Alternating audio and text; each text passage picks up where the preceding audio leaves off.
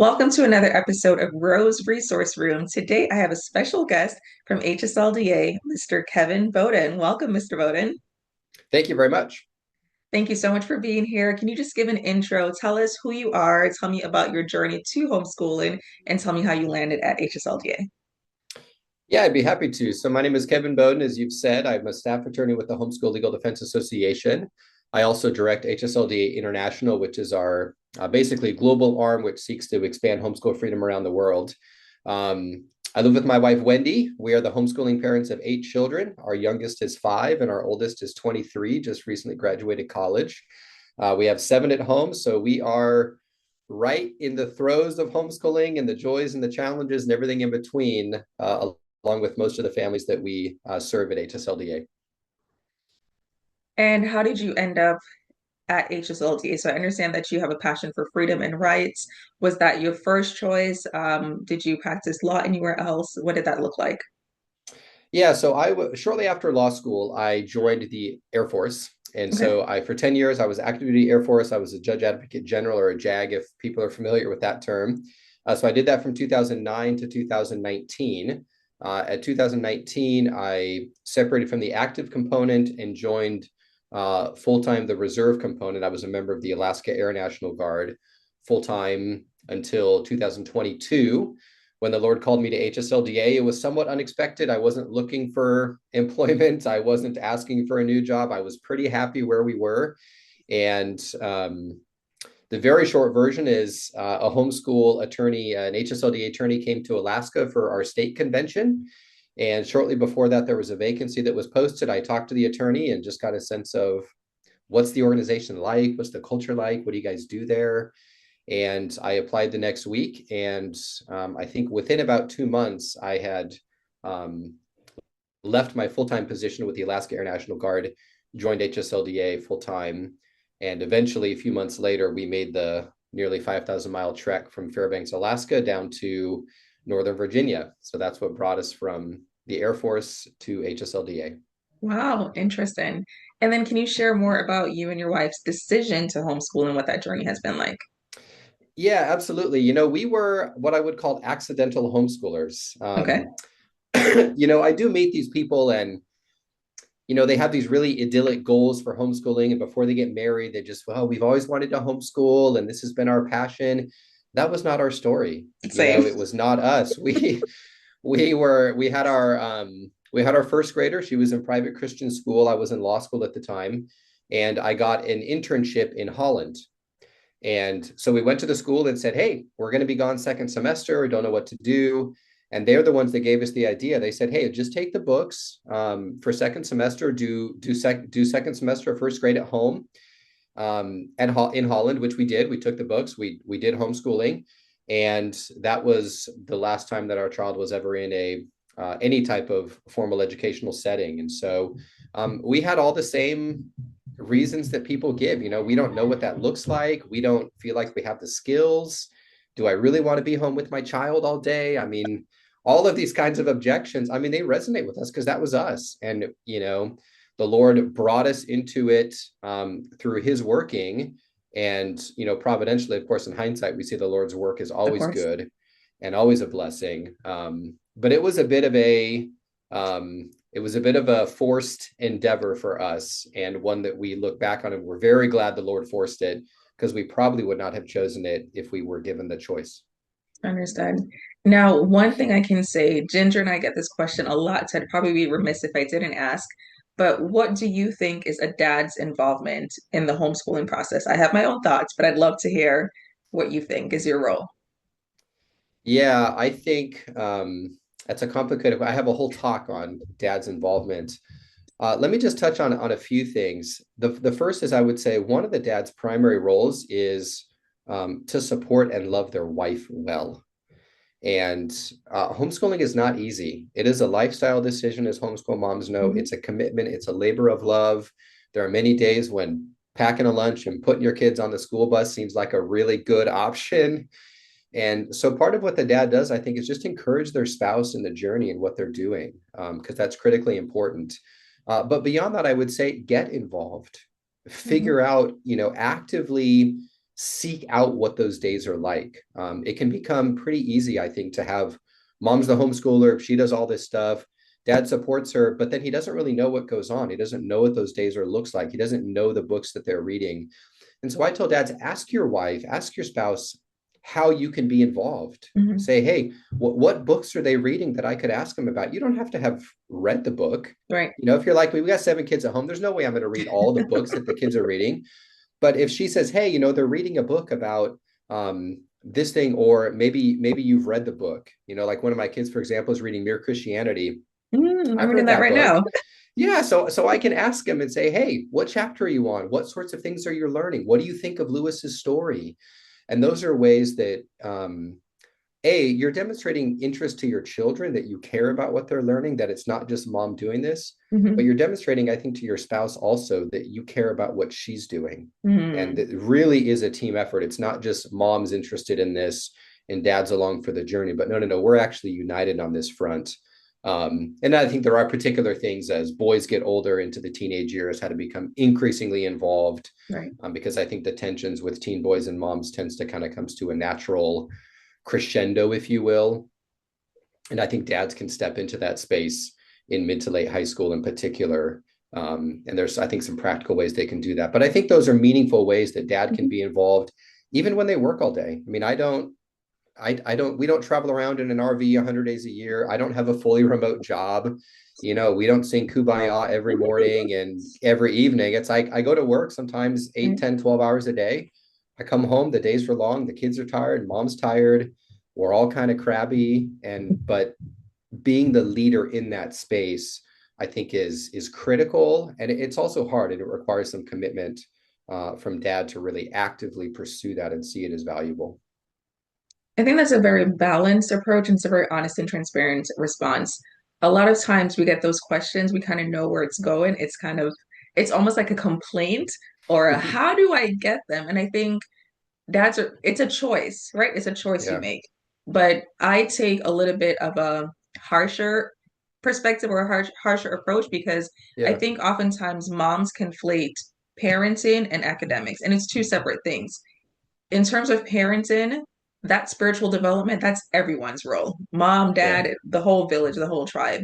But when it Yeah. comes to the academics, I think sometimes moms can be a little bit unfair because if you both had your jobs, I wouldn't come to my husband and say, okay, I need you to help me do my job, right? So in Yeah. this case, if the man or the husband is the sole provider, then we're expecting that that's his job. And then my role is to take on the academic portion. So I think Yeah. sometimes when we get that question, it's like, I need him to do more. And I'm like, well, he's doing his job. So definitely he can Yeah. support you and he can be a sounding board and help with the decision making. But a financial piece or being the principal, that's a job too. And I think sometimes Yeah. moms forget that piece. Well, I think so. And it's I mean, that's a two-way street, right? I mean, when I Right. come home from work, I feel valued in what I'm doing when my wife's name is Wendy, so I'll just use her name. Hmm. When Wendy asks me, hey, what happened today? What are you working on? How are things going at work? Are there areas of particular stress that we should talk through, or areas that we can pray together about?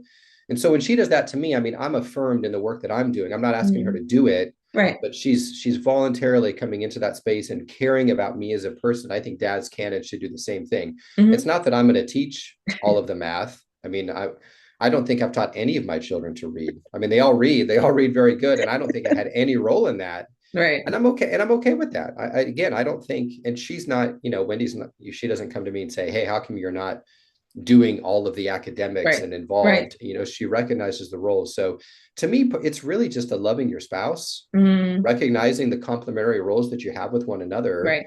And that it really takes both of you to recognize and to do both of your respective jobs with excellence and to do them well. Absolutely. So yeah, I would agree. It's not a pass for anyone.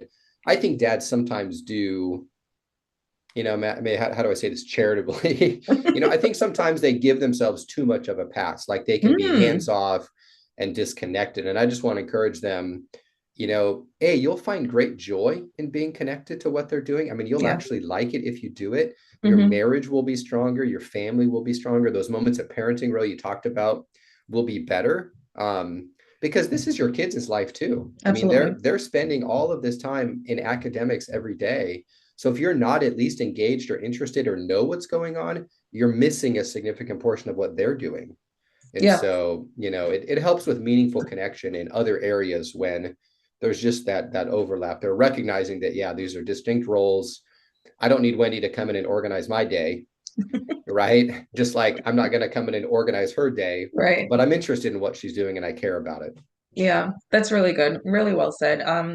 Yesterday we were driving to church and I was talking to my children about my own devotion that I did on Daniel. And then my husband jumped in and he's like, "Oh, let's also look at it from this approach." And it just felt so good because I wasn't expecting him to. I was just having a Yeah, conversation with him about what I studied, but when he just jumped in, I felt the support and the love. And also the kids had that connection too. So my husband, like I'll say to him, "Babe, I explained this problem this way. Can you try to explain it?" And he'll jump in. But by no stretch of the imagination do I expect him to sit and do a whole curriculum with them or to, right. take on a more hands-on approach, especially not the amount of hours that he's working. I think it's just Yeah. a little bit insensitive sometimes. I think even as Christians, we may get the equity and the equality and all those things that are Yes. happening in the world. Sometimes we take it on, and I'm like, not in Yes. my house. No, we complement No. each other. It's not like we're living this ridiculously strict traditional where you do this and I can't do this because I'm a man or I'm a woman. But there are some things where either we work to each other's strengths, or we Hmm. just say, "This is your role and this is my lane." That's it. Yep. Yep. And I think, I mean, it's that's just a great example of organic working together. It's not prescripted. It's Right. not, I've got homework so that I can contribute and I'm going to Hmm. feel guilty if I don't do it. But, Yeah. and there's many moments where, one of us may say something and the other person doesn't have anything to meaningfully contribute and they shouldn't feel guilty about it. I mean, if Right. they, to your husband's point, if the Lord brings something to mind, say it. If he Right. doesn't bring anything to mind, don't beat yourself up that that's Yeah. not the case. Now, if Yeah. you've been absent or you travel too much or you're working 16 hours a day and you don't know your family, that's a different Hmm. discussion. But yeah, there should be lots of, well, as homeschool families hopefully know, there should be lots of grace for everyone Absolutely. in Yeah. the journey, moms, dads, parents, everybody. Yeah. And each family's needs are dynamic and, each family has to figure out what works best for them and even Yeah. understand that sometimes the husband's presence is a present. It doesn't have to be the active hands-on, but Yep. just them being around when, they could be sleeping or doing something else. I think moms need to give a little bit more grace to the husbands. Yeah. All right. So you are going to be at the Midwinter Conference, February 21st and 22nd. Can you give a sneak peek about what you're going to be talking about? I can. Yeah. So there's one keynote presentation and two workshops. The keynote presentation, I'll start with that. We call it the State of the Nation, and Mhm. it's based on our State of the Nation speech or talk that we do as the attorneys at our National Leaders Conference that we host in September every year. And what this is focused on is a model bill put out by CRHE. It's called the Make Homeschool Safe Act. And it's just a very, very anti-homeschooling bill. It would be contrary to what I would imagine are most of the worldview that most of the people that would attend this conference hold to. Things like parental rights, freedom, not having subject matter requirements, reducing regulation, the presumption that parents love their children and don't abuse them and harm them, all of these types of things. So that's going to be the keynote presentation. I'm very excited for it because not only is it a good presentation, but it's critically important. Right. I don't know if you've heard, but there's this religious exemption bill that's going on in Virginia. And so basically you got a 49-year-old bill that they have put forward to revoke, to remove the religious exemption in Virginia. And so these are the types of attacks on homeschool freedom that we're seeing in Mhm. various states across the nation. And so we like presenting it because it's not only is it good, but it's also very timely. Right. So that's the keynote presentation. And then there's two other talks. The one is on Mhm. rest in home education, which I created probably more for myself and my own family than I did for anyone else. Um, but just the Bible calls us to rest Yeah. and to rest in Christ and to rest regularly. How do you rest and not feel guilty? How do you rest and yet not Mhm. be lazy? How do you take a Sabbath and not just think that that's sitting on the couch or watching playoffs football as if that's what the Bible's version of rest is? Right. So I kind of looked at it just like, let me just look at, so I basically walked through one verse of scripture. There's many verses, of course, you could look at with respect to rest, but I look at one verse about what does it mean to rest, why we rest, how we rest, with whom do we rest, for what purpose do we rest, and then specifically, what does that look like in the homeschool community? I mean, I go to work. My work basically leaves me alone for the most part when I go to bed at night. But for a Yeah, homeschool mom, I mean, your work can wake you up at 2 o'clock in the morning, absolutely. and your work throws temper tantrums at the worst possible moments. And, your work tugs at your pant leg as you're cooking dinner. So how do you rest in all of Yeah. this, in this particular environment? And then the second talk I'm giving is one of my favorite talks, actually, but um, something that I think really gets lost in the homeschool community sometimes, because we can get lost in the hustle and bustle, as you mentioned, of academics, of teaching our kids to read, to write, to do math, to learn Latin, to learn a foreign language, get through biology. What's the transcript going to look like? And at the end of the day, when you boil it back, when you ask somebody, why do you homeschool? You don't ever get an answer from a Christian parent that says, because I want them to be a math expert. Right. Right. You want them to know and to love Jesus Right. Christ. And so I think the talk is something like centering your homeschool on Jesus Christ, Mm, because it so often gets pushed to the margins. And so how do we intentionally say, what are we actually after right. when we homeschool? If you don't do any academics today, but your kids grow in kindness, and they grow in generosity, and they grow in sharing and loving one another, is that a successful day of homeschooling, or is that an unsuccessful day because math didn't get done? Right. Right. And I think that's a tension that I don't know if you feel it in your home, but we feel it almost every day, Yeah. because you're going through the slog of what is kind of required for Hmm. academics, and yet you also don't want to overlook all of those teachable moments, which take much more time, much more energy. Oh, Things like knowledge of the word. It's hard to teach your kids the Bible if you don't know the Bible. yeah. Hmm. So it requires investment of us to be students of the word, so that our kids will be students of the word. So that's that second talk, centering your homeschool on Jesus Christ, and really remembering, what are we after Hmm. when our kids are done? And we have it, we have what I think in our family is the benefit of an older child. She's graduated high school, she graduated college. And you look back and you think to yourself, what do I want for this child? And Hmm. there's a lot of things I want for them, but none that I want more to know than that she walks with Jesus Christ. Right.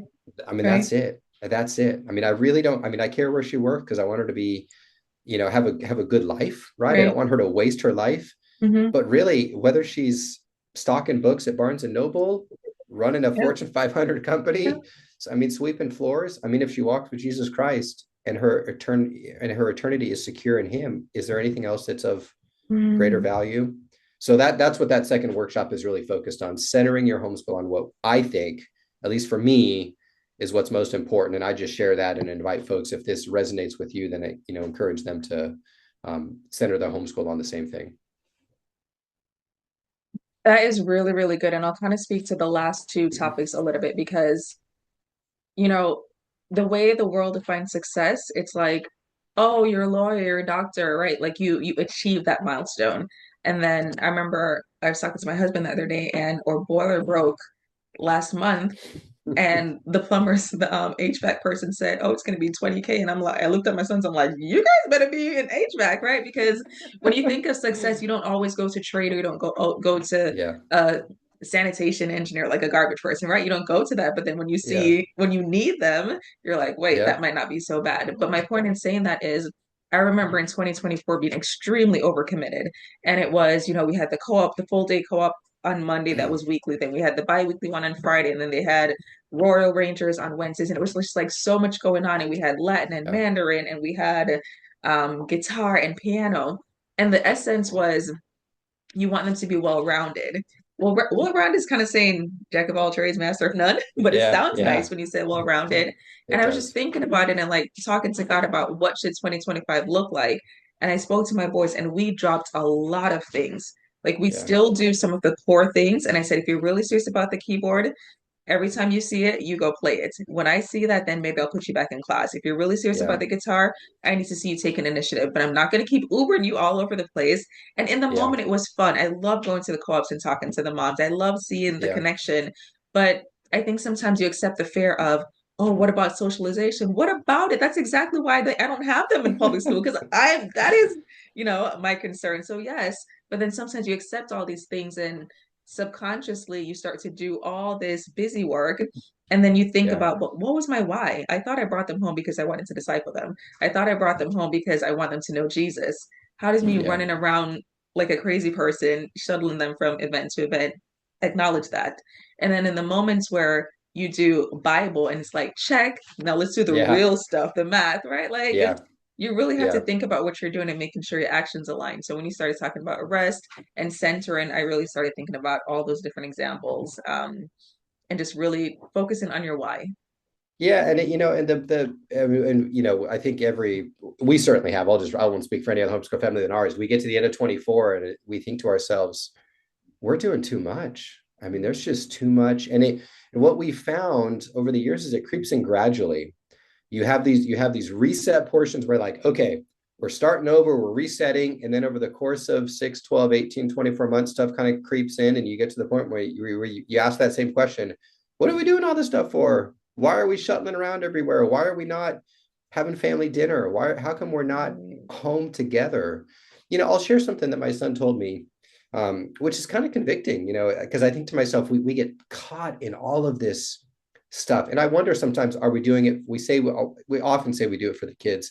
I wonder how much we're doing it for us, justify our own, you I need know, some adult conversation, right? yeah, existence.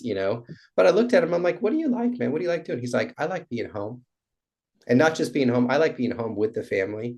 I mean, that's really what your kids are after. They just want to be home with mom and dad, with their siblings, without some preconceived schedule Right. that they have to go through. And those are the important to me, at least in our family, those are the important moments of parenting that just get crowded out. They just get consumed by transport here and Hmm. transport there. And it's not that, as you say, it's not that Mandarin's bad. It's not that Latin's bad. It's not that karate's bad or soccer or whatever the family's doing. Those are not bad things. But sometimes we're settling for those good things when we're missing kind of the best things, which is frankly just a couple hours of couch time in your living room. Absolutely. Yeah. So yeah, I resonate with that 100%.